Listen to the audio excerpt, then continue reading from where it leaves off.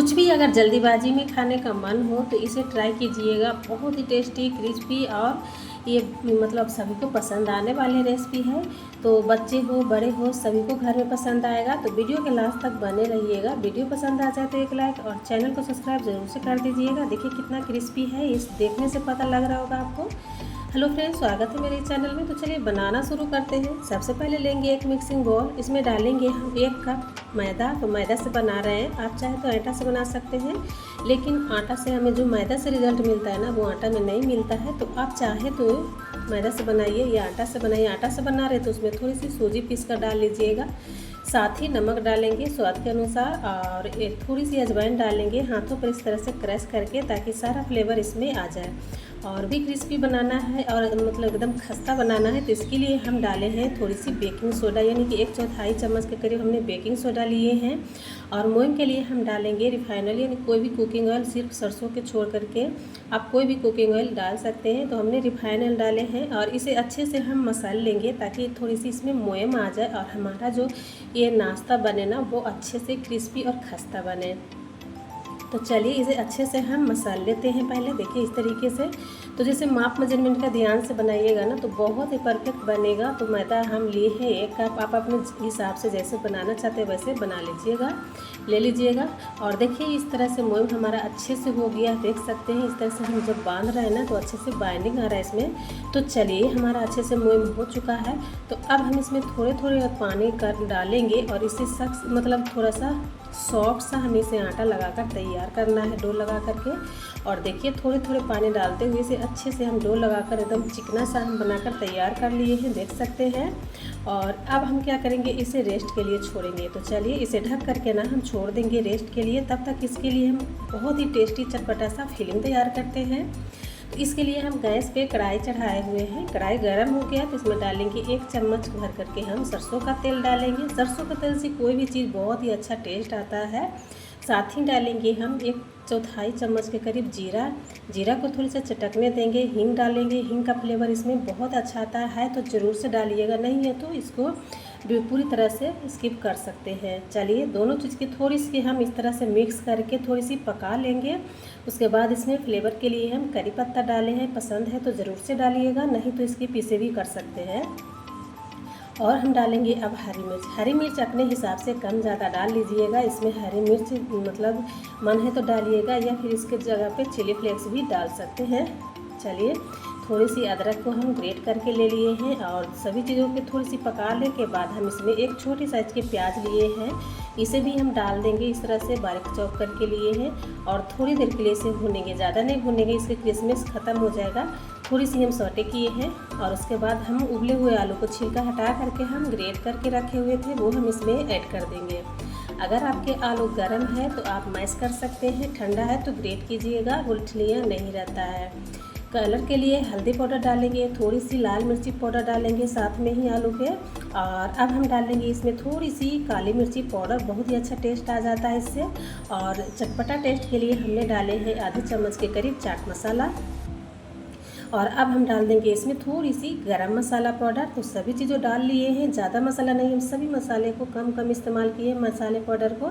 और इसे अच्छे से हम मिक्स करेंगे। मिक्स करने के बाद इसे हम थोड़ी मीडियम फ्लेम पर इसे अच्छे से भूनेंगे ताकि इसमें सोनापन आ जाए। तो चलिए इसे लगातार चलाते हुए हम भून लेते हैं।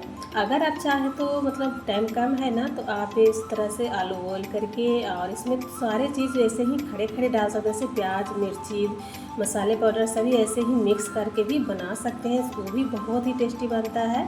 तो चलिए हम थोड़ी सी इसे मतलब और भी चटपटा बनाने की कोशिश किए हैं, तो इसके लिए हम इसे भूने हैं। चलिए इसमें अब डाल देंगे हरा धनिया और इसे अच्छे से मिक्स करेंगे। हरा धनिया लास्ट में ही डालिएगा, पहले डालने से क्या होता है ना काला काला सा हो जाता है, लेकिन इस तरीके से हम बाद में डालते हैं ना तो बहुत ही अच्छा इसका लुक आता है, देख सकते हैं। चलिए ये हमारा स्टफिंग बनकर तैयार हो गया है, इसे हम उतार लेंगे गैस से।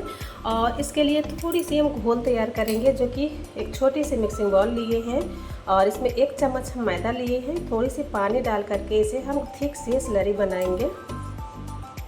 तो चलिए इसको हम स्लरी बना लेते हैं। आप चाहे तो इसकी जगह पर पानी का भी प्रोसेस कर सकते हैं, पानी से भी, लेकिन ये जब स्लरी लगा करके हम तैयार करते हैं ना तो इस मतलब अच्छा से सेपरेट हो जाता है।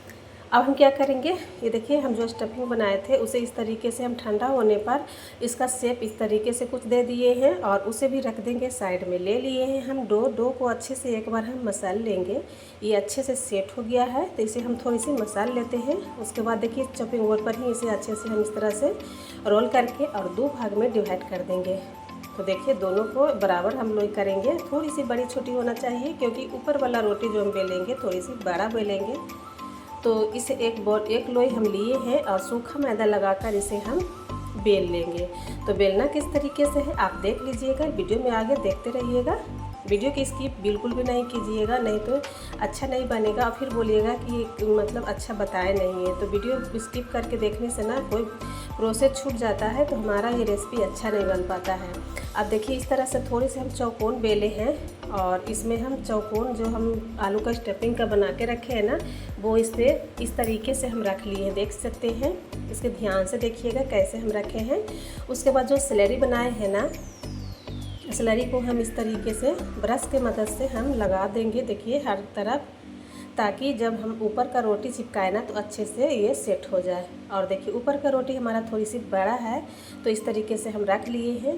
और पहले ये ध्यान रखिएगा, पहले साइड वाला बिल्कुल भी नहीं चिपकाइएगा, नहीं तो क्या होता है ना ये इसमें एयर आ जाता है तो ये अच्छे से चिपकता नहीं है। तो देखिए पहले हम बीच वाले सारे को इस तरह से पीसेस के सहायता से इस देखिए चिपका लिए हैं। उसके बाद हम साइड के चिपकाएंगे और चिपका के हम इस तरीके से कट करेंगे। देखिए ध्यान रहे कि आलू का स्टफिंग ना कटे, इस तरीके से हम कट करेंगे। तो चलिए इसी तरीके से हम सारे को चौकोन पीसेज में कट कर देंगे। तो बिल्कुल समोसा का मतलब ये टेस्ट आता है फ्रेंड्स। सारे से तो समोसा का ही है, बल्कि शेप हम अलग कर रहे हैं। थोड़ी सी बच्चों को ना अलग शेप दीजिएगा तो खाने में उसे मज़ा आता है। तो चलिए इस तरीके से एक तरफ से काट लिए हैं और सेकंड इस तरह से हम सब चौकोर कट कर लेते हैं। और लीजिए हमारा बहुत ही अच्छा से कट हो गया है। तो इसे एक बार उठा करके और इस तरह से हम दबा लेंगे, क्योंकि मैदा का स्लरी जो लगाए है ना वो है तो इसे चिपकाने से अच्छे से सेट हो जाता है और चिपक जाता है, तो तेल में जाकर बिल्कुल भी नहीं खुलेगा। तो चलिए तो इसे रखेंगे एक प्लेट में, सारे को वैसे ही हम हटा लेंगे। और चलिए गैस की तरफ चलते हैं। तो इसके लिए गैस पे पहले से ही तेल चढ़ाए हुए हैं। तेल को हम मीडियम लो गरम रखेंगे और एक एक करके जितना कि कढ़ाई में आ सके उतना हम डाल लेंगे। देखिए इस तरीके से हम डाल लिए हैं। तो टोटल 5 पीसेज हमने डाले हैं। और एक बात और फ्रेंड्स, स्लरी जब हम लगाते हैं ना तो अगर ये मुंह खुल भी जाता है ना तो इसमें से आलू बाहर नहीं निकलेगा फिलिंग, तो ये ध्यान रखिएगा। अगर पानी लगाइएगा तो उससे निकल जाएगा, लेकिन जब हम स्लरी लगाते हैं ना तो उससे अब फिलिंग हमारा देखिए मुंह खुला है लेकिन फिर भी इसमें से स्टफिंग बाहर बिल्कुल भी नहीं आएगा। चलिए उलटते पुलटते हुए दोनों तरफ से अच्छा ये क्रिस्पी होने तक हम इसे फ्राई कर लिए हैं। और पूरा प्रोसेस हम मीडियम लो पर ही इसे हम किए हैं, तभी हमारा ये अच्छे से क्रिस्पी बनता है। चलिए इसे हम निकाल लेते हैं। बहुत ही अच्छा कलर और क्रिस्पनेस इसमें आ गया है, देखने से आपको अंदाज़ा लग जाएगा। सभी को हम निकाल कर फ्राई करके मिले हैं। तो फ्रेंड्स आज का रेसिपी कैसा लगा है, अगर अच्छा लगा है तो प्लीज़ मेरे वीडियो को लाइक शेयर कर दीजिएगा। चैनल पर पहली बार आए हैं, नए हैं तो चैनल को सब्सक्राइब के साथ बेल आइकन प्रेस कीजिएगा, ताकि हमारे हर एक वीडियो का नोटिफिकेशन सबसे पहले आप तक पहुंच सके। कमेंट्स बॉक्स में प्यारा सा कमेंट जरूर से कीजिएगा, कैसा लगा है, कहाँ से देख रहे हैं ज़रूर बताइएगा। और हाँ फ्रेंड्स, लाइक करते समय हार्ट का ऑप्शन आता है तो प्लीज़ एक हार्ट दीजिएगा। देखिए हमारा ये तोड़ के हम दिखा रहे हैं, तोड़ने से आपको पता लग रहा होगा कितना क्रिस्पी बना है, खस्ता बना है। तो हम टमाटो केचप के साथ सर्व किए हैं, आप अपने हिसाब से कर लीजिएगा। तो आप बताइएगा ज़रूर कि आज का रेसिपी हमारा कैसा लगा है और कहाँ से देख रहे हैं ज़रूर बताइएगा, ताकि ऐसे ही हम नए नए रेसिपी लाएँ और आप सब देख सकें। आपका प्यारा प्यारा कमेंट पढ़ने में हमें बहुत मज़ा आता है। तो प्लीज़ आप लोग सपोर्ट कीजिए, तो बनाइए, एंजॉय कीजिए। फिर मिलते हैं नए मज़ेदार रेसिपी के साथ। Thanks for watching.